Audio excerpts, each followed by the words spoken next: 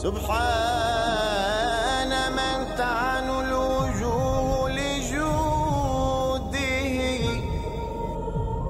وله سجود أوجه عجباه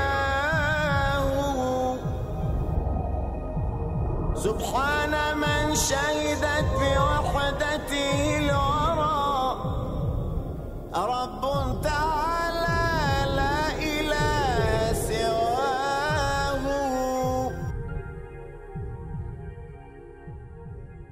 It's learning the why behind it. It's learning the reasoning, and that has always been the draw for me. There's a reason for everything. There's logic to everything.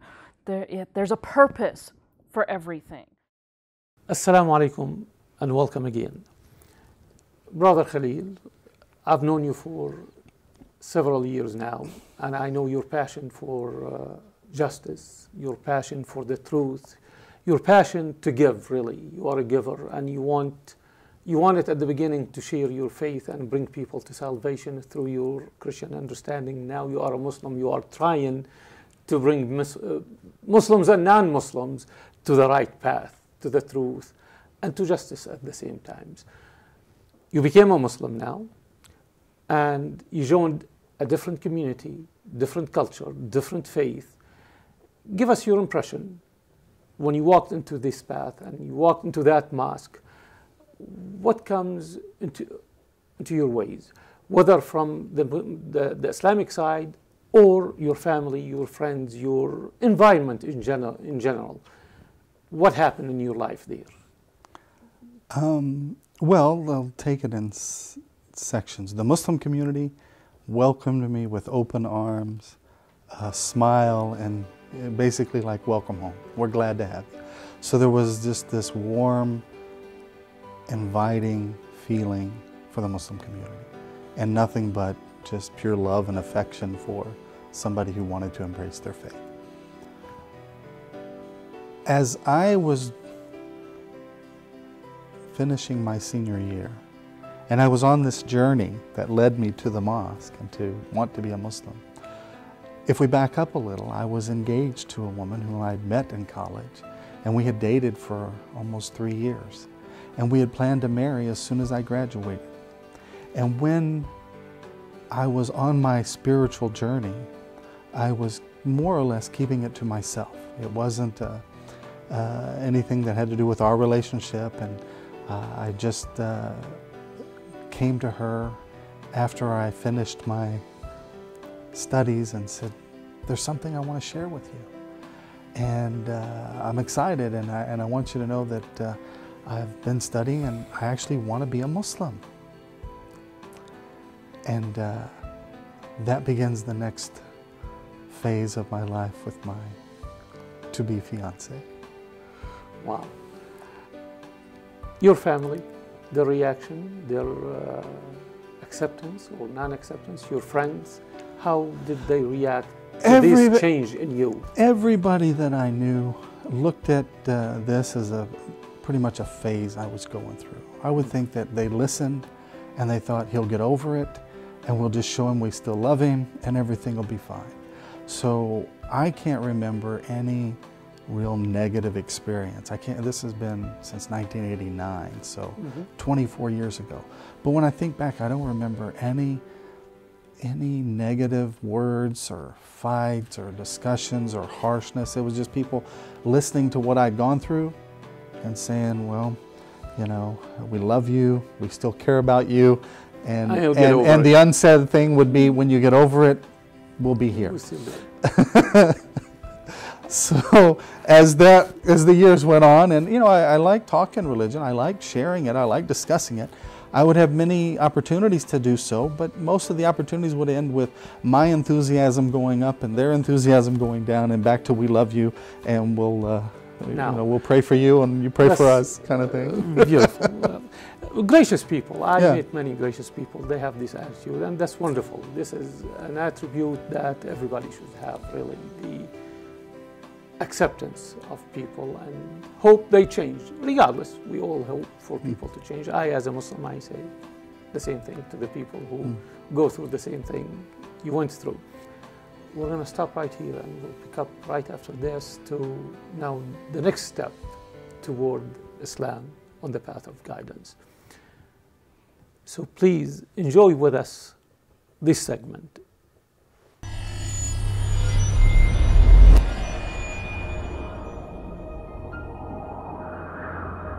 So we went up there, and that's when he told his dad and I what he had become. And Bill and I, we didn't have any idea what is Muslim. You know, we didn't even know how to say the word right, the name right. And I think we were more shocked. We saw how excited he was, but we went back to the motel and we'd cry and talk and, you know, and he said, well, Mary, if this, I don't know anything about it, but if he's happy, we should be happy. And I remember praying, dear Lord, if this is your will, okay. If it's not, please tell me what to do, because I have no idea of what I should do or how I should feel. He quit drinking, which I was thrilled about. He didn't gamble anymore, and I was thrilled about that. And so the changes that we saw were good. Spiritually, I saw him grow, and I was thrilled. But I was worried too, because like I would tell him, because he was trying to explain it to me. And I still have this. What do I do with Jesus?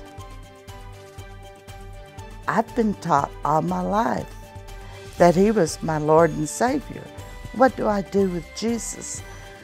And he said, still believe him. Still believe in him.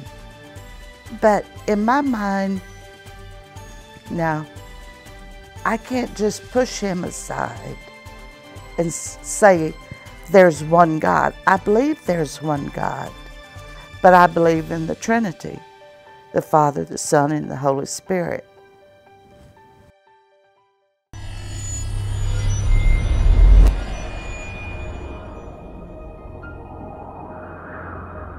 Welcome back again. It is a very interesting story on the path to guidance with Brother Khalil Meek. Now, you're the party guy, let's say, and that was through your college years. And you practiced a lot of things that were not in line with Islam or Christianity. You came to Islam now, and you have to learn a new way of life, and you have to abandon many of the habits, many of the things you have done before or you've been doing. How did that fit? The lifestyle change. Would you share some of that? You're a handsome guy. You have all the opportunities at every aspect of the party life. You have a fiancé, and you led a life of, let's say, joy or playfulness. All of that has to stop. Well, what did Khalil do? When I embraced Islam, or at that time, what the name was? We didn't share that with our viewers. My given name is James Eric Meek. And just on a side note, when you become Muslim, you can keep your name, and I have a beautiful name. And right. But I did want to feel like a Muslim. I wanted to fit in a Muslim setting.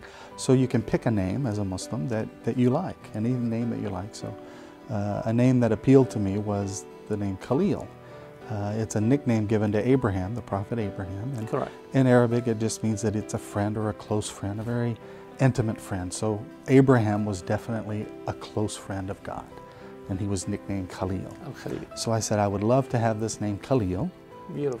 And I also picked a second name. I don't use it anywhere, but if I needed a second name, I have it. It's Al-Faruq.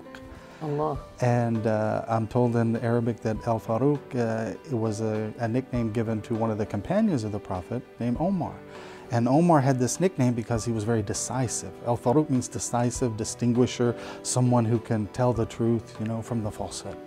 So I like both names. And because I'd gone through an experience similar, and I said, well, I want to be a friend to everybody, and I want to be somebody who can decipher the truth. So Khalil al-Faruq is a friend of one who can distinguish between the truth and the falsehood. So Beautiful, beautiful. Now the lifestyle, the changes started. Well, I graduated college, and my senior year wasn't a party year as it had been before. So I was serious about the intention to become a minister and the reflection. So I had started living a much better life. And so by the time I graduated and I wanted to be a Muslim, I was ready to be a Muslim. I just didn't know what that meant. I didn't know, I didn't study Islam. I studied the theology of Islam. And the theology attracted me. And now I needed to understand how to practice the faith of Islam. And this begins a beautiful part of my life because as growing up Christian, I prayed, I went to church, I had Bible study. I mean, I had practiced my faith, but I didn't understand any of the practice of how to be a Muslim. But I figured it would be similar since we agree on everything. So I learned that Muslims pray, and they have a formal prayer 5 times a day, and they can pray and supplicate however they want 24/7. And as I learn about Islam, I need to bring in how my learning about the religion affected my relationship with my fiance. Beautiful. We're going to hear from Safiya herself about this part or this step on the path to guidance.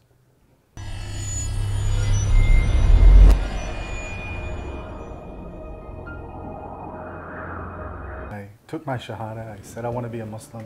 I'm all excited. I go back to the house and I want my fiance to know how excited I am. So I come to her and I say, Safiya, well, at the time Karen, there's something I want to tell you. And I'm real excited about it. I became a Muslim today. And I think she should tell you how she reacted when she heard those words. Safiya?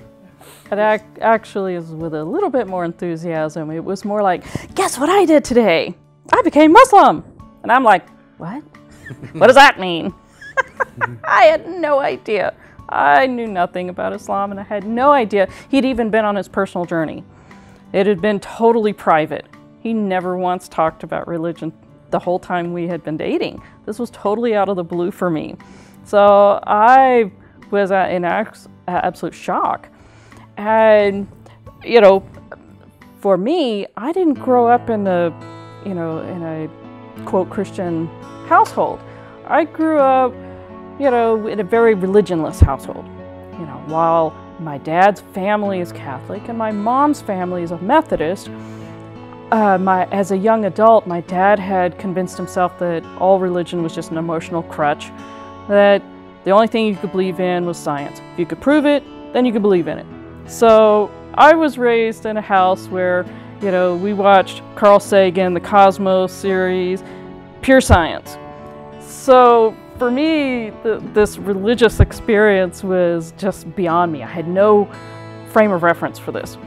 So, and I didn't think that I knew anything about Islam, but apparently I must have had some stereotypes in my head because, boy, I immediately gave him a laundry list of things don't expect from me.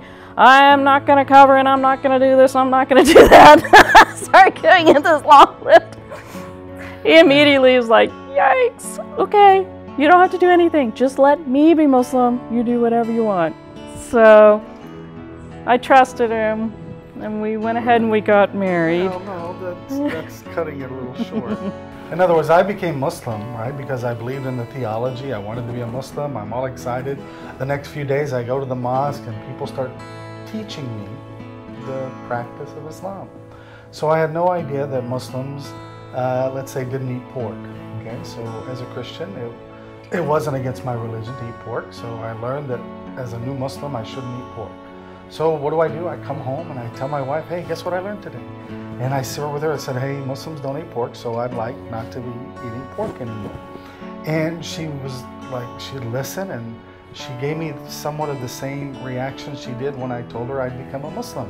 She said, well, I'm not gonna stop eating pork. I'm not gonna do this. Don't ask me to practice what you're practicing. And she gives me this list of I'm not gonna. And for everything that he would tell me he was going to do or something, I was like, you're being a fanatic. So I tell her, well, just for me, and she accepts it and we move on. A few days later, I learned that Muslims don't drink alcohol. So I say, well, this is something I want to practice, and I get the same reaction. And the next day I learned that, Muslim men don't wear gold. They can wear silver or diamond, but not gold. I already had a wedding band picked out. I said, can we go change this? Can we get a silver one or something different? And she gave me the same speech that I'm overreacting. Where's this coming from? I'm not gonna. And then she would concede, and we went and got a new ring. Yeah, we had been in Omaha for about 3 years. And December comes around, and there's Christmas parties, Christmas music, all of this celebration going on, and that, I think, is when the guilt really starts to hit him, and he realizes, I really need to get back into the mosque, I need to start practicing again. And so he does the same thing he did when he converted. He finds the mosque, doesn't know when the prayer times are, so he just sits in the parking lot and waits for someone to show up. And they show up, they embrace me and say, welcome, we're glad you're here, wonderful, how can we help you? And I just say, well, teach me Islam, teach me this. And immediately I learn to pray. I start bringing home books about Islam and Muslims and how to, practice my faith. And I'm all excited now. I've settled down, my job's good, I'm married, things are wonderful. And I immediately become very excited again about learning Islam and practicing. I believed in the salvation, I believed in the theology, and now I was excited to practice.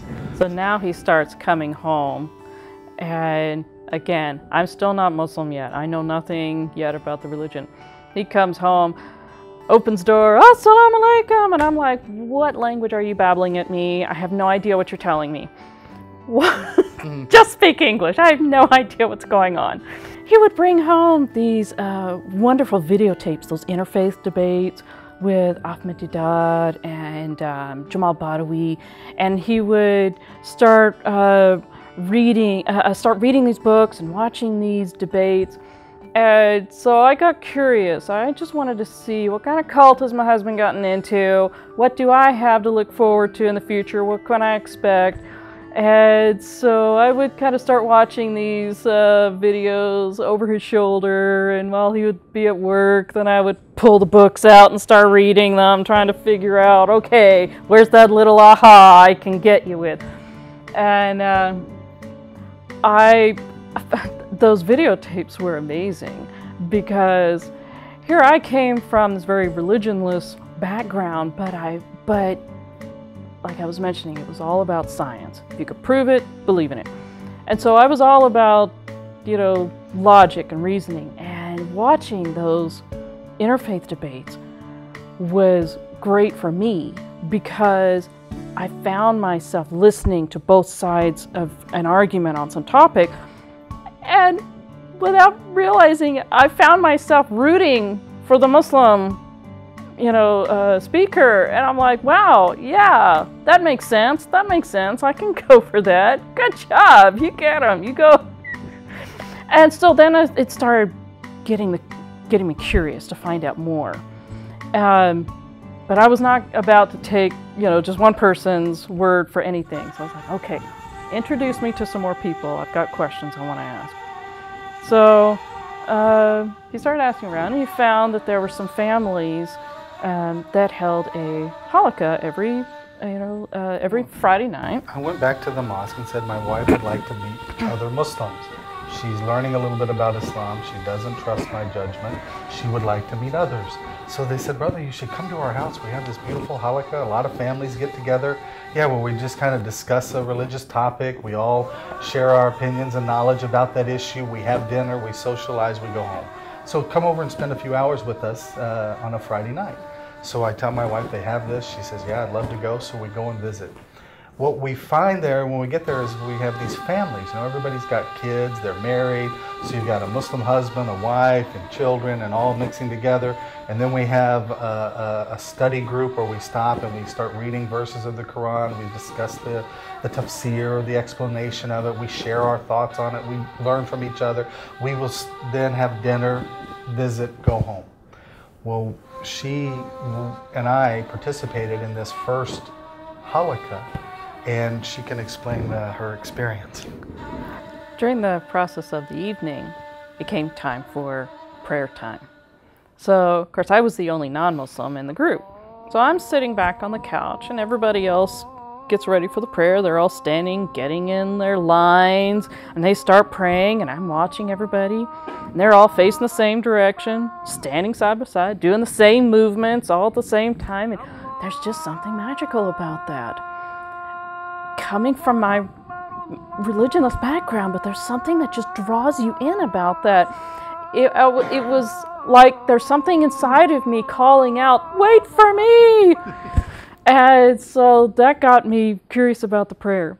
So then I think the next day I went to Khalil and was like, okay, I'm not ready to be Muslim, but I'm curious about the prayer. Teach me how to pray. She says, can I join you in the prayer? Can I pray with you? So I'm like, I don't see why not. So the next Friday we go. She decides to get in line, pray with us. She's not Muslim, but she just wants to feel something that's inside of her. So she prays with us. We come back the next week. This is only a couple of weeks. And I come back home maybe after the second, third halaqah, and she says, I'm ready. I'm ready to be a Muslim, but I'm not gonna. And she starts rattling off a list of things that, even though she's okay with saying she's a Muslim, she's not going to do 1, 2, 3, 4, 5. And I'm thinking, this is good. It's going my way. She wants to be a Muslim. She wants to pray. So, yes, that's fine. And I guess just to make a long story short, she has, over the years, as she learns Islam, she practices Islam, she has applied upon herself everything she said she would never do. She now is a proud Muslim, a proud practicing revert who thinks that Islam is so beautiful and so wonderful that she just at times gets frustrated why other people don't really get it.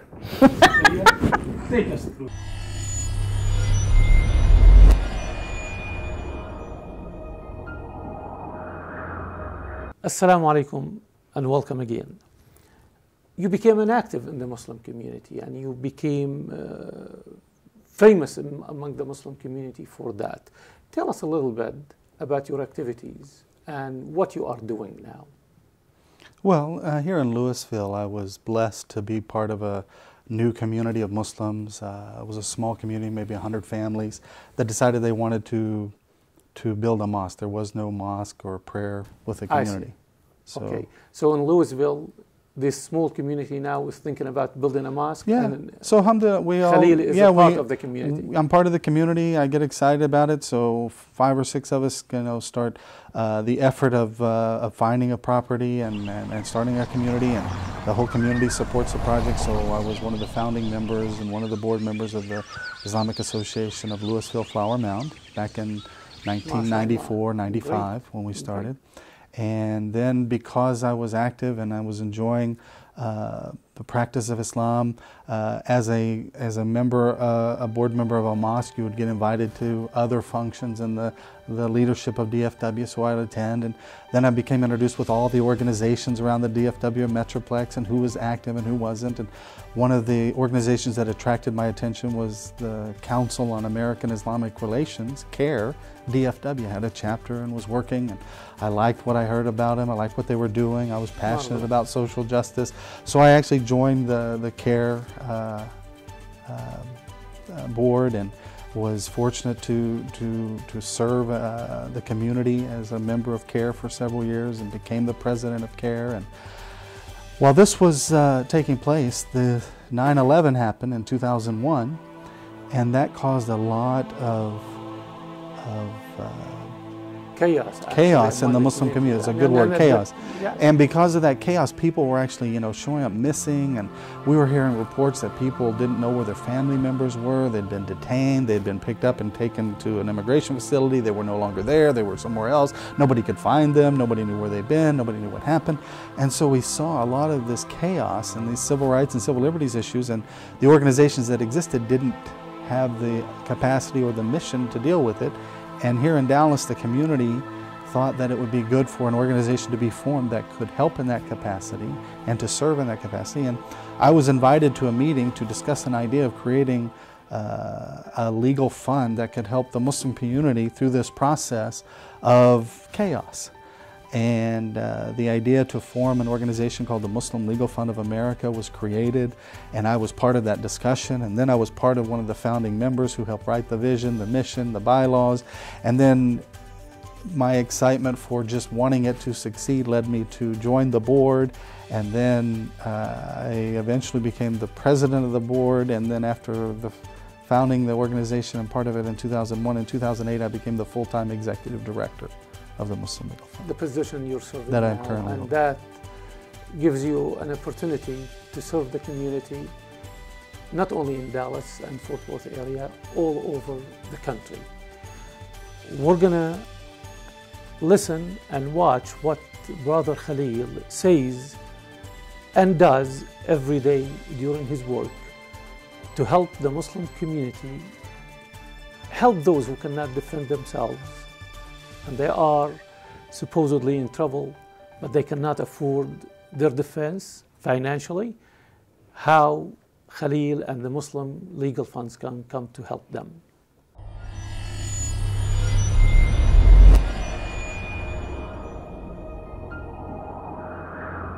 The Muslim Legal Fund is a charity that helps Muslims face legal challenges. We're a legal fund, not a law firm. I'm not an attorney.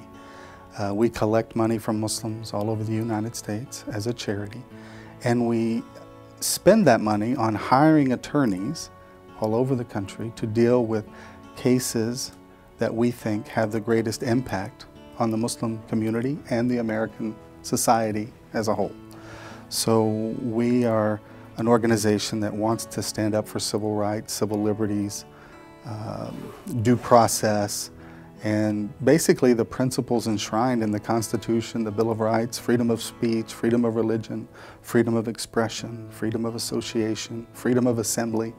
We see these things as being the foundation that has given America its strength, its prosperity. It has given us our security. It is what people have fought and died for in this country, and it is what people aspire to become American citizens or come to America for. So this is what this country stands for, and we want to protect that for our kids and our future generations. And one of the things that we try to do is to encourage people to stay involved even though they may not be the person of interest in a particular issue. So we're constantly educating our community to be active, to be participants, to voice their concerns on all issues pertaining to this country's principles. So we spend our time on education and fundraising.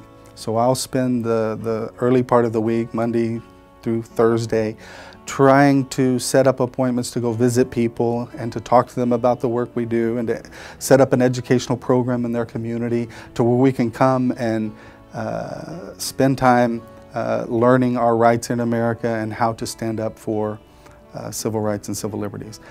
Learning the patience. I guess you don't even realize that you're being gifted from Allah with patience. It just seems to kind of come naturally. When we were first married, I was very, possessive. I didn't want him, if he had to go on a business trip, I hated that. It was like clawing at him. No, please don't go. Now, I guess we're so comfortable with each other. We're so, we have such a deep connection with each other that it doesn't bother me if he goes away. Not that I don't miss you. Not that you're not important, but I feel like I'm being watched over. I've been blessed to be invited to speak on many occasions to the non-Muslim communities about Islam. And that's one of my favorite things to do. If I have an opportunity to sit down with an audience that's not familiar with Islam and just to share with them the basic 101 principles of Islam and communicate the essence of our religion, it's a beautiful experience. I've had hundreds of opportunities to talk at churches. I've had opportunities to talk at universities. I've had opportunities to talk with the police departments, the human resources departments. It's a wonderful opportunity to bridge a gap of information that exists in our society today, with a lot of times with the Muslim and non-Muslim community. I think visiting communities and having an opportunity to share your faith or your belief with others is a beautiful experience. I think the more we do it, the better. Because, freedom that we enjoy can't protect itself, right? This is a slogan of the ACLU. This is people that are in the civil rights and civil liberties community. It summarizes the essence of what we do. We have what could be considered the most beautiful society ever given to a group of people or created by a group of people. Just in the fact of the freedom it has and the checks and balances and just the concern for justice and humanity. But because you have a system, right, the system doesn't protect itself, the people do.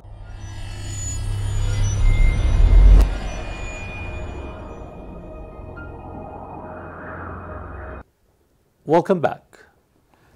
Brother Khalil, it's been a wonderful story. I wish we have more time, but we want to close with a few words of wisdom, if you might say, from you to the people who are watching this today or at any time, Muslims or non-Muslims.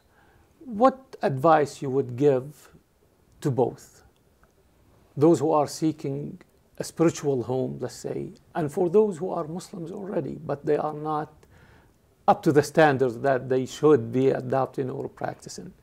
Would you share something with us about that issue?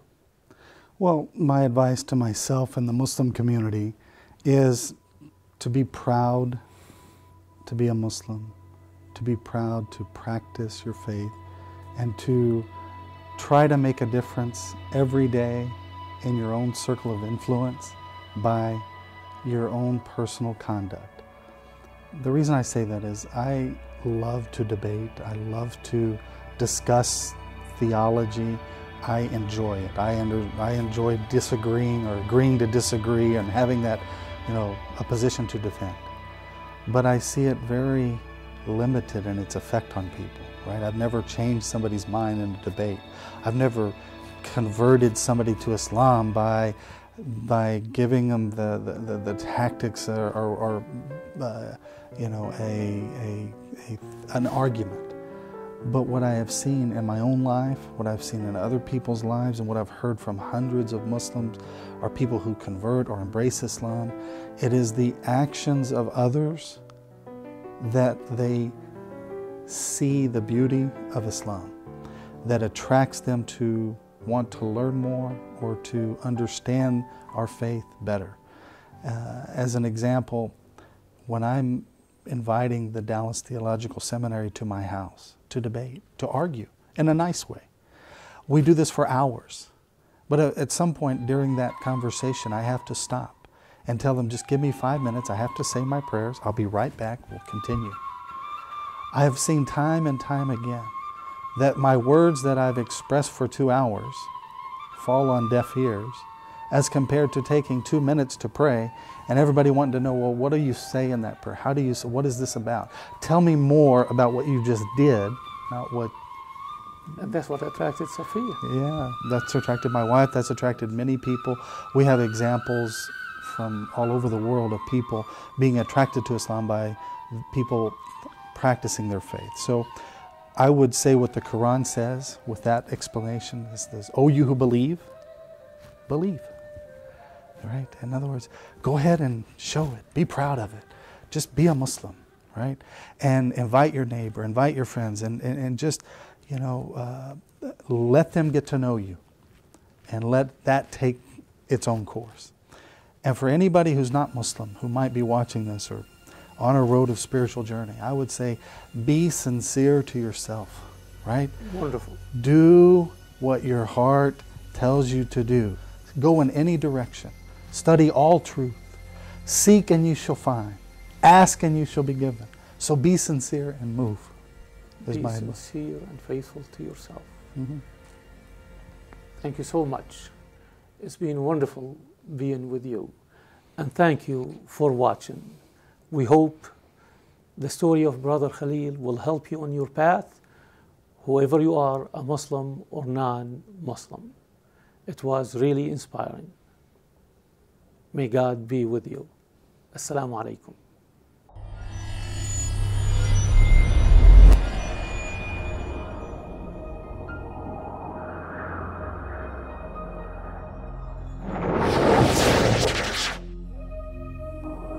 سبحان من تعن الوجوه لجوده وله سجود أوجه عجباه سبحان من شهد